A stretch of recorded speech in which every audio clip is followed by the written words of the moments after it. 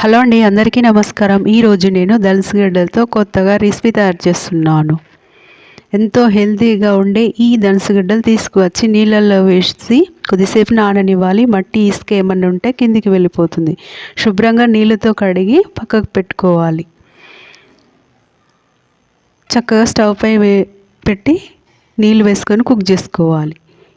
ఇది cornflour 1 cup, అరకప్పు చక్కెర వేసి మిక్సీ జార్లో వేసుకొని మెత్తని పేస్ట్లా తయారు చేసుకోవాలి. ఈ దనసగడ్డలు కుక్ అయ్యాక పైన స్కిన్ తీసి వీటిని మెత్తగా తయారు చేసుకొని కార్న్ఫ్లోర్ పౌడర్లో వేసుకోవాలి. కొంచెం దాల్చిన చెక్క పౌడర్, కొంచెం యాలకుల పౌడర్ వేసుకోవాలి. ఇది మొత్తం ముద్దలా అయ్యేంత వరకు కలుపుకొని ఒక 10 మినిట్స్ పక్కకు ఉండనివ్వాలి. ఎంతో హెల్తీగా ఉండే ఈ దనసగడ్డల్ని మనం అప్పుడప్పుడు ఇలా చేసుకొని తినడం వల్ల పిల్లలకు పెద్దలకు ఆరోగ్యంగా ఉంటాము. పిల్లలకు చాక్లెట్లు బిస్కెట్లు ఇవ్వడం బదులుగా చక్కగా ఇలా తయారు చేసి ఇవ్వండి, హెల్తీగా తింటారు.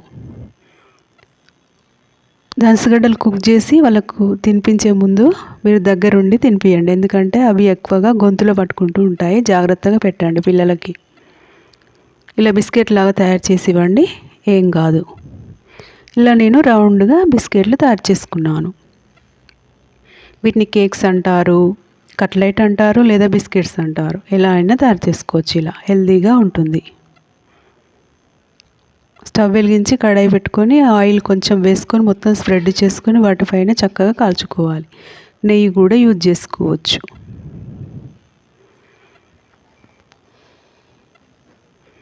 చక్కగా ఇలా వేసి ఒక్కొక్కటి 2 వైపులా క్రిస్పీగా కాల్చుకోండి. ఓవెన్ ఉంటే ఓవెన్లో కూడా కాల్చుకోవచ్చు.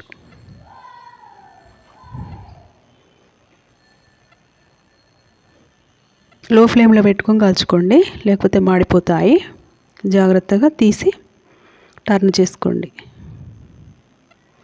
ఇలా లో ఫ్లేమ్లో పెడితే చక్కగా ఎర్రగా కాలుతాయి, లేదంటే అడుగంటుకుంటాయి. చాలా స్మూత్గా ఉంటాయి కదండి ఇవి, అందుకని మెత్తగా ఉంటాయి బాగా. చూడండి, నేను ఇలా అన్నీ కాల్చి సర్వ్ చేశాను. ఎంతో టేస్టీగా హెల్తీగా ఉండే ఈ దనసగడ్డలతో మనం అప్పుడప్పుడు ఇలా తయారు చేసుకొని తినవచ్చు. పిల్లలకు స్కూల్కి వెళ్ళే ముందు బాక్సులలో పెట్టి ఇవ్వవచ్చు, లేదా ఈవినింగ్ స్నాక్ లాగా కూడా పెట్టవచ్చు. పిల్లలు పెద్దలు తినవచ్చు. కొత్తగా ఉడకపెట్టి కూడా తినవచ్చు. చూడండి, ఇలా నేను తయారు చేసి సర్వ్ చేశాను. దనసగడ్డలో ప్రోటీన్, పీచు పదార్థం ఉంటాయండి.